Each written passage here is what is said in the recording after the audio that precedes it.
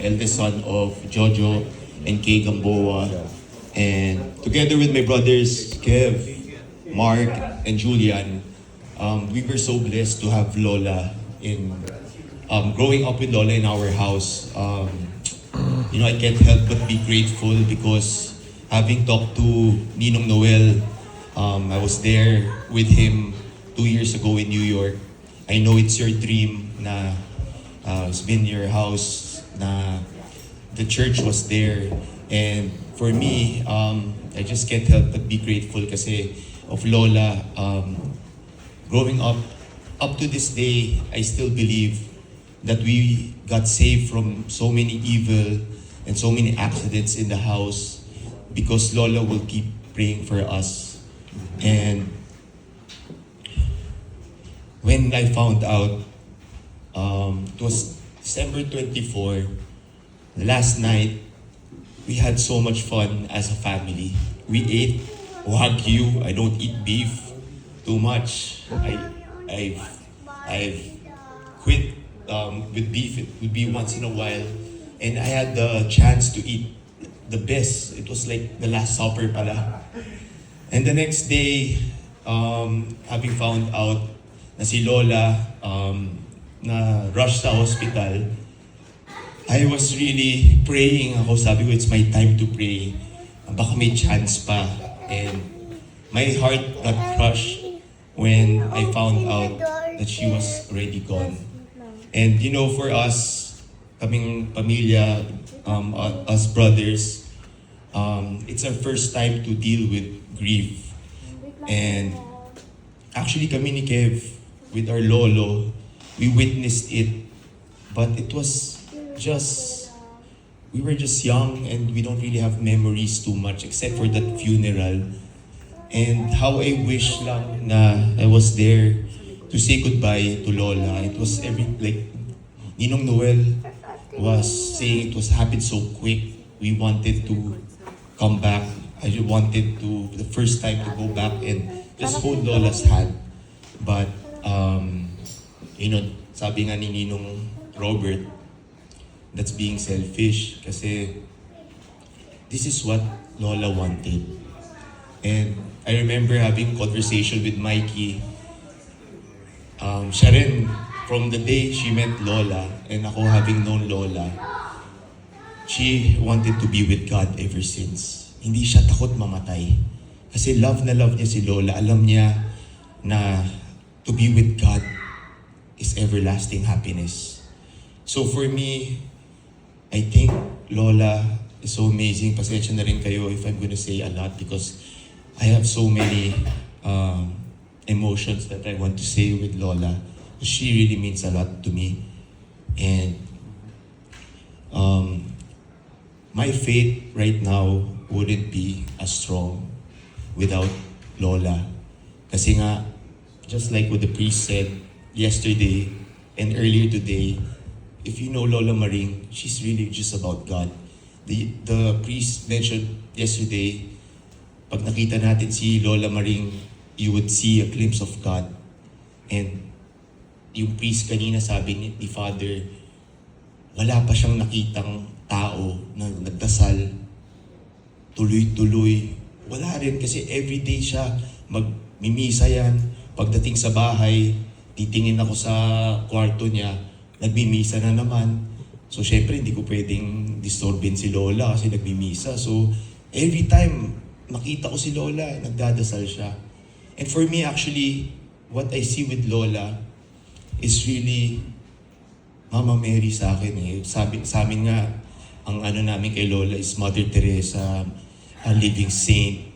And for me, just to have Lola in the house, praying for everyone, even kay Ninong Robert, Ninong Noel, John, kay Kuya John, lagi yung minimension sa akin, pinipray niya lagi for the family. It's truly a blessing and I'm really thankful for having that memories. So I would like to share to you guys my own memories kasi ganito pala pag namatayan, marami kang random memories. Yung mga tao, mga memories nila na nakalimutan ko na, maalala mo pa So, for me, one of the biggest blessings sa akin kay Lola, she displayed the highest form of love. And as I grew my faith, I encountered the love na agape. So, agape is a Greek word for, it's the highest form of love, being selfless, unconditional, and loving without asking for anything in return. Kasi it's so easy for us to rely on God. Pero pag wala tayong nakukuha, paano tayo magmamahal?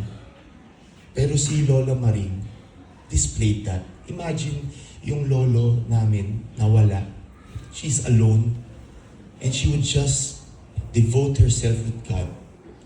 And for me, there's no person that I know na ang kwarto ni Lola laging nakabukas. Kahit na magkatabi lang kami. So every time na maglalakad ako, nakabukas lagi. So for me, ang tingin ko talaga kay Lola, parang God. Every time I would have a game, and you know, pag basketball, syempre, anxious ka. Sometimes, tense kasi sa bahay, parang sobrang excited. And I would always, I would go because the door is open. Parang God, di ba? It's open. So I would just go there. I would feel safe when I would always go to Lola. And when I would go there, magpapapray ako. And alam mo, yan ang sikreto ko. Kasi every time I would pray for Lola, ang ganda ng laro ko. Tapos si Lola, walang ibang ginawa sa akin kundi bigyan ako ng kumpiyansa. Kaya every time I would pray, ang galing-galing ko. Minsan nga, pag pangit pa yung laro ko, lalapit ako sa kanya. Ang galing-galing mo naman, Mike. Ang liit-liit mo, pero ito yung pinakamabilis doon. Tagal mo. So kahit na masama yung laro ko, or parang hindi ko feel it's my best game, she would give me confidence. So naging routine na yun. Sasabihin ko kay Lola, Lola, may laro ako, Lola, ha? Sana maganda yung laro natin. Pray mo, Lola, ha? So kahit na wala siyang nakukuha, that time hindi pa ako nagpe-pray sa kanya, she would offer prayers. Pero you know what? For me, the biggest lesson that I've learned, and up to today, I carry, and I want to share with you guys. My faith started when I was young. I dealt with challenges. And, you know, as a kid na hindi mo ma-share sa parents mo, hindi mo ma-share sa mga kapatid mo, ikaw lang makakaalam. I would go to Lola. And I'm sure you guys are all have faith. And you know, pag may faith ka, natitest tayo ni Lord. Always natitest. So as a young kid, na sharpen pa yung faith ko, I would go to Lola and ask in question about God. Sabi ko, Lola, bakit nangyayari yung mga ganito, Lola? Yung ang hirap ng mga buhay, bakit ito? Umiiyak ako sa kanya. First thing that we would say, ialay mo kay God. Sabi ko, bakit, Lola? Inaalay ko naman kay God, pero bakit I have to go through this? This is what struck me until now I carry it. Sabi sa akin ni Lola, alam mo Michael ang tawag sa akin very formal, even kay Kuya John, my cousin, eldest cousin.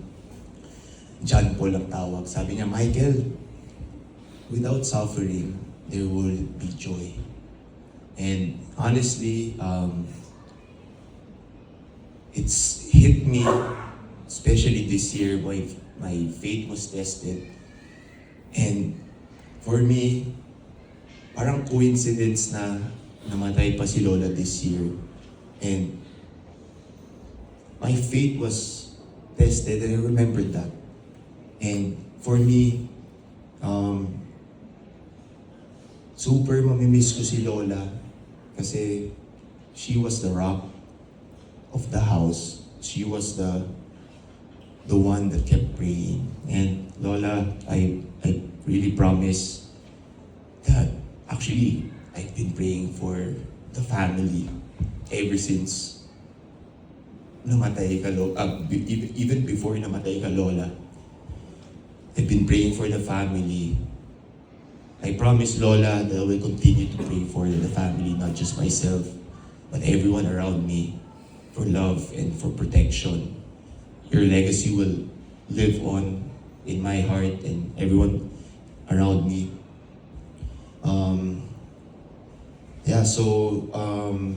One of the random things as well na alala ko, something makes me smile despite nangyayari na yun, was when si Lola, kakain kami niyan sa table eh. Random si Lola kasi sa family namin wala talagang dinner time na o lahat tayo, kanya-kanya yan eh. Siyempre pag may gutom, kakain na. So si Lola, may time yan, kakain. Uwi ako. So the times na kasama ko si Lola, kakain kami. Si Lola, nakita niyo yung mukha ni Lola dyan? This one, here. Sorry I'll get this. For me, this is the best picture of Lola. Yung smile niya because of her faith. And every time kami kakain, si Lola, randomly, uutot yan. Yung utot ni Lola, sobrang unique. Hindi ko kaya nga siyempre hindi ko kaya i-sample, pero yung utot niya, randomly, ito naalala ko lang kasi sobrang kakaiba. Tapos walang amoy. Yun ang maganda. So, Lola, sige, utot ka lang. Diba? Lola, go lang. So, lagi yun. Pagkakain kami, siguro, inom lang yan ng Sprite, uutot yan eh. Kaya, Lola, mamimiss ko yung utot mo. It makes me smile to this day. And, and siguro, one last thing na, maano kasi si Lola, 100 years old. So, ako, I pray that everyone around here, we live up to 100 years old. Diba? So, ang secret ni Lola, na before, as a kid, hindi ko maintindihan talaga eh. Kasi sobrang grabe naman, Lola. Grabe naman yung paniniwala mo. Sa totoo lang ha, grabe naman paniniwala mo, Lola, about yung gluttony. Pagkain kaming konti, syempre ako, lalaki ako, nag-practice ako, kakain ako ng marami. Tapos, magagalit siya kapag, purgatory yan, Mike. Kaya kakainin na lang niya, ganyan. So, syempre that time, hindi ko masyadong maintindihan kasi unang-una nauubos ko naman. Not until now, na tumanda ako. Gets ko na. Na ang sikreto ni Lola, hindi siya kumakain ng marami. Hindi natin too much kasi ang dami naghihirap. Ang dami nasasayang na pagkain. So for me, what Lola displayed was a life of being simple, and I think that's the secret, being simple, don't eat too much, nothing too much, kasi sa gut din natin masama. So for me, I think that's the, and of course what the priest said, yung prayers talaga. And I'm so happy, because yung nga sabi ko sa quote, there's no suffering, there's no joy without suffering. Masayang-masaya ako kasi it's very ironic. My Lola died and she did not suffer. So nakakatawa, di ba? So, the quote that she said, grabe ang pagmamahal sa kanya ni Lord. She died on her sleep. She died na hindi niya kami hinasel. Na every time na mag-Christmas na yun, siguro mag-Japan kami, walang trauma sa bahay. And I'm really thankful for that. And lastly, siguro, just want to end with Lola's legacy. I think, just want to share to you yung, siguro, Lola about God. What I learned is, really, God is the ultimate companion in life. Ultimate, number one companion in life. And that's what Lola Maring displayed. And I hope that the message dito sa speech na to is really about Jesus Christ. Because Lola Maring was about God, was about Jesus Christ. And I hope that everyone around here that lives here would remember that God is the ultimate companion in life. Thank you so much po again for your time.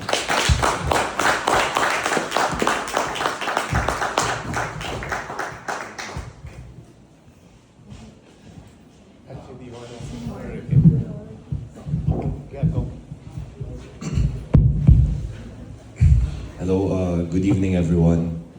My name is Mark. I'm the third son of Jojo Gamboa, and Jojo is the son of Lola Marie. Who doesn't know Jojo? So I would proudly say that I am the favorite apo of Lola Marie. Oh, sige na, pwede na. Lola Marie is very special to us brothers, because she lived with us, and I've known her my entire life. And it's my first time, like what Kuya Mike said, to deal with grief. Other than the passing away of my dog, I don't know what death feels like. So right now there's a mix of emotions, mix of sadness, and at the same time happiness. But I'm very happy that there are many lessons that Lola Maring has imparted to us. She is an embodiment of of Christ, of the lessons that we can learn from Jesus Christ and si Mother Mary. She, as what Dad said before, she is holier than most priests, and she is a living saint before she even died. Kung pwede nga siya maging Saint Lola Maring, why not, diba? So, she lived with three vows: vow of poverty, vow of chastity, and vow of obedience. First, vow of poverty. She taught me how to be frugal. Of all of the siblings, I think I'm the most frugal and koripot. So, si Lola Maring, I would just like to share a story na every time we go abroad, all she asks is the hotel slippers. And so, she doesn't have her own slippers. Even if her feet were longer than the hotel slippers, her feet kasi is very long kasi. So what her foot would do is, it would cling on to the hotel slipper, and then she would just drag the hotel slipper. And then si Dad would always be scared na baka madulas. Kasi walang kapit naman yun hotel slipper. Also, yun nga, what Kuya said, she would always finish our food. She's the garbage collector. Kumbaga, kung may tira, siya uubos niyan, maski kadiri, siya yung kakain niyan. And then, my fondest memory of si Lola growing up is, syempre, I'd go to the toilet, and magpapalinis ako ng, butt. Si Lola, being very simple, she doesn't want to spend even on tissue roll. So she would get lots of, like maybe rule of 4 ba yata, rule of 4 squares. So, if a-fold niya yun, gawin niya makapal, okay, she'd wipe my butt. Oh my God. And after that, she would fold it again. Then wipe my butt again. With the same tissue roll. Then after that, she would fold it again. And wipe my butt. Simple story lang yun of how she would maximize all of her resources just to save. Just to wipe your butt. Just to save. Second, vow of chastity. She taught us how to be truly rich in life, and sa vow of chastity, she really wanted to be a nun growing up. She prayed all the time till she met my lolo, whom she had 5 children, and after having 5 children, hindi na siya di ba? 40 years na siya of being chaste. And then, important for me growing up na maging very God-fearing and religious yung wife ko. So when I found out when I observed that my soon-to-be wife, my girlfriend at that time, my soon-to-be wife Mikey was very prayerful, syempre alam ko na, pinakasalan ko na si Mikey. And then third, vow of obedience. You know, si Lola would love to pray. Every time she would say, pray. When I was sad, she would always tell me, pray. Whenever I was happy, she would always say, pray and be thankful. As what Kuya Mike said, there can be no happiness without suffering. And at the time when Lola passed away, we were very sad, you know. We were very sad. You know, we didn't know how to deal with all of the loss and suffering. But I find solace in the fact that she is very happy right now. She is very happy in heaven. You know, it was her wish to die. Even 20 years ago, she wanted to die. And it's just her wish to be with our Lord and our Creator. So, ayun nga, she had a meaningful life. Meaningful life apart from having 100 years of life, it was very well lived. Her life was very meaningful, and her death reminds us of how life is supposed to be. A life full of meaning, a life full of love, and we're very thankful of the memories that she gave to us, and ayun nga, we'll always try to impart the lessons that we've learned from Lola. Again, thank you for attending. Thank you for celebrating the beautiful life of Lola Maring, and again, thank you.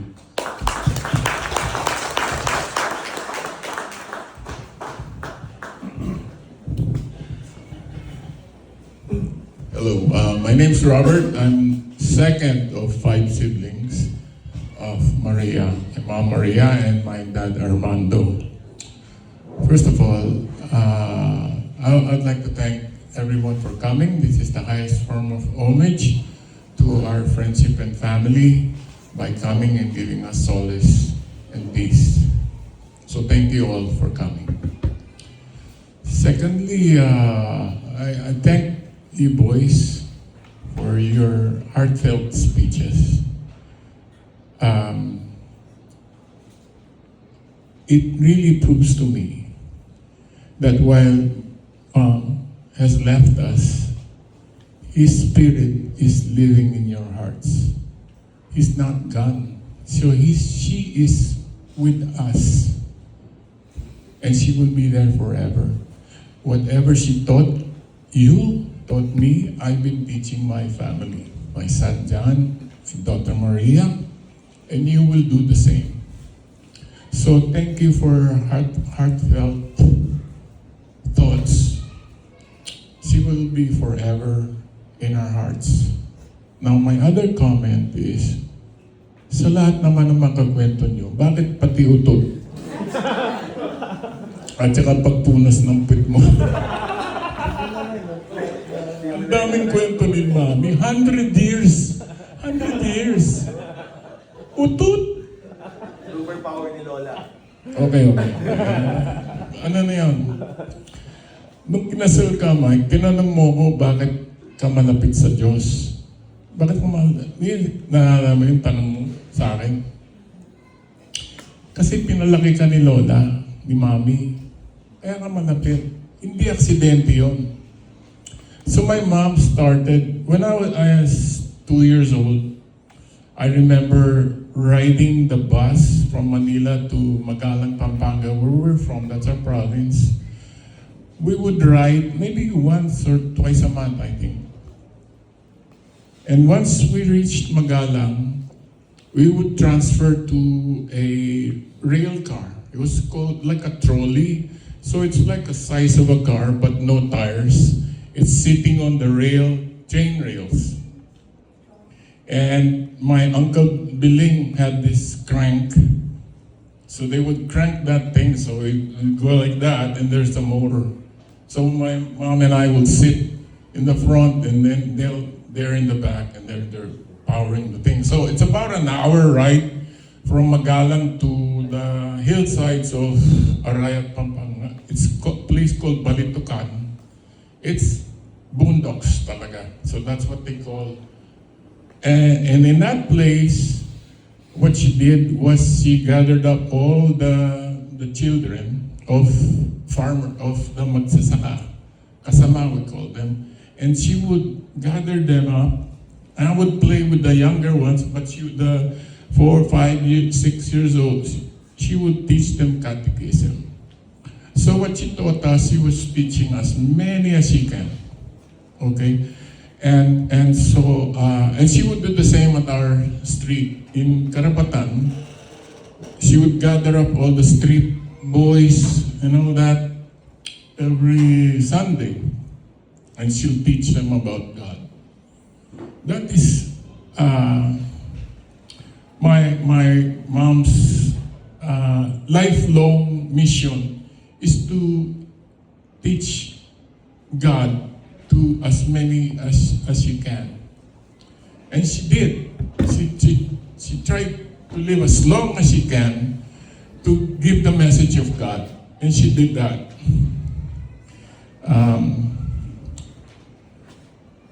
Other than that, I just want to tell a story of another side of mom, which not too many people know, but she was also a devoted wife to my dad, Armando. My dad died, was it 1989?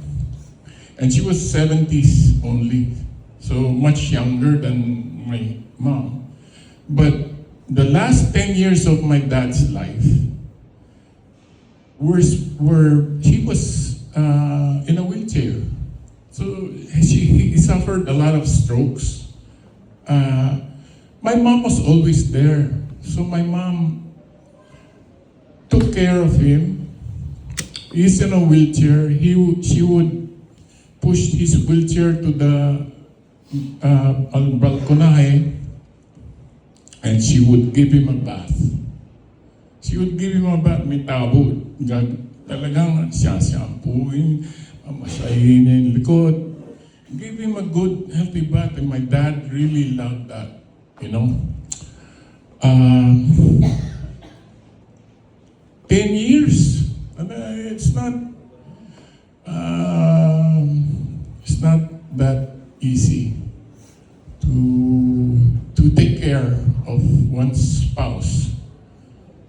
So, sabi ko sa asawa ko si Kit, nako,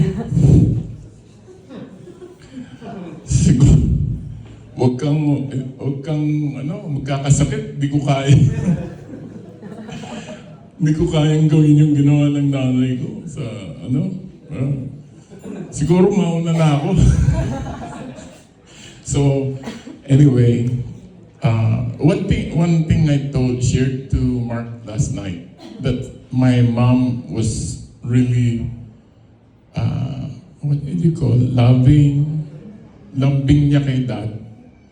My dad never cut his toenails. Okay? My dad would lie like that, nakataas pa yun, Then mom would be in the end of the bed, cutting his toenails. Ayun lang, sabi ko, ba't ganun? Parang spoiled naman tatay ko. No, but just my mom just wanted to do that. You know, my wife never done that. My wife, you cut your own hair.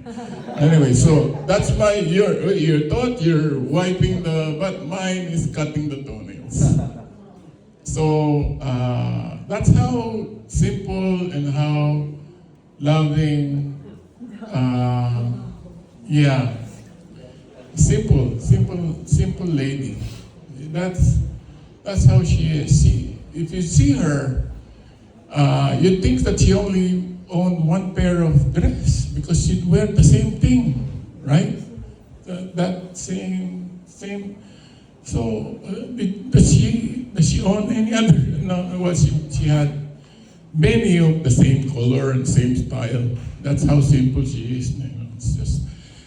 So anyway, in parting, I just want to thank everyone again for coming and celebrating the life of Maria. Thank you.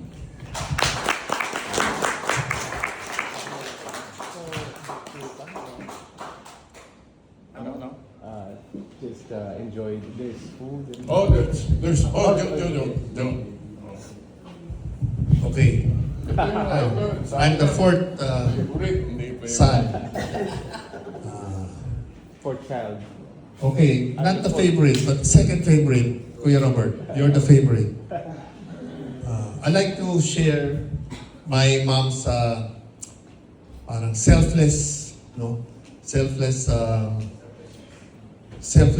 or parang she lived with us and she didn't want us to be burdened palagi, no? And the day before she died, because before we left for Japan, she heard me siguro na, okay, dali na natin sa hospital si Mami kasi she has a cough. Sabi ni Kay, baka pneumonia ka ako. But sabi ni Kay, for she to have a pneumonia, she has to have a high fever. Pero I was still worried. So she sensed that I was worried. So we left for Japan. And the next day, the day before she died, she messaged us. Ito.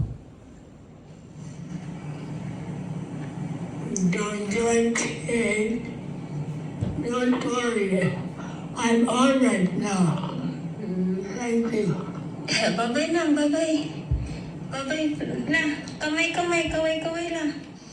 Kaway ang kamay. Kaway.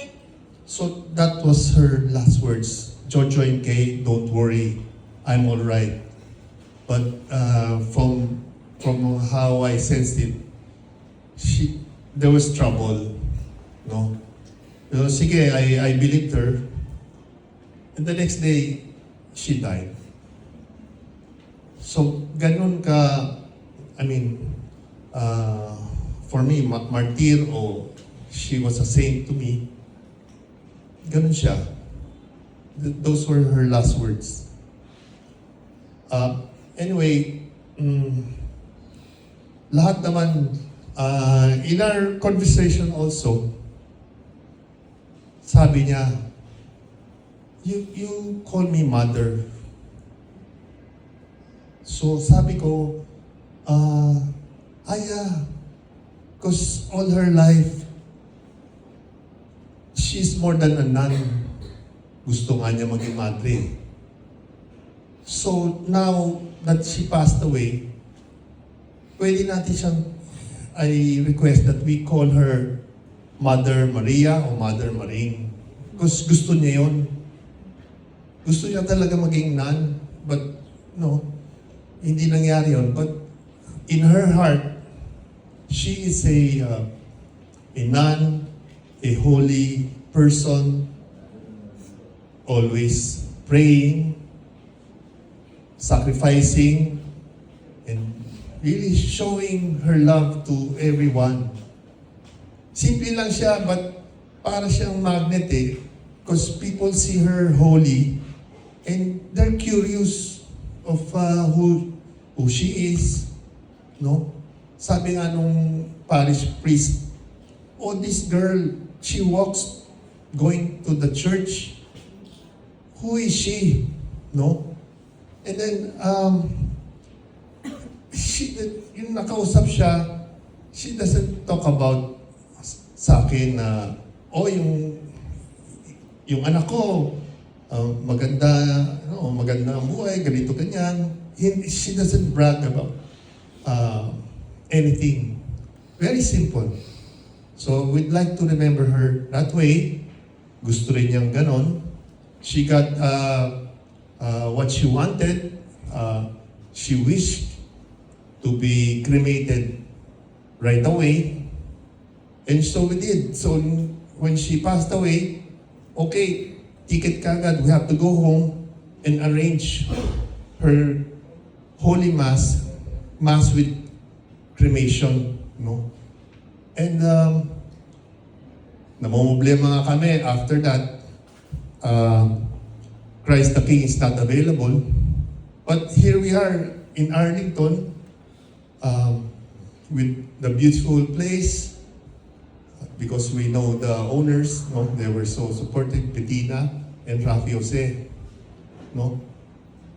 And the last ano lang, problem was the inurnment because Christ the King was not available.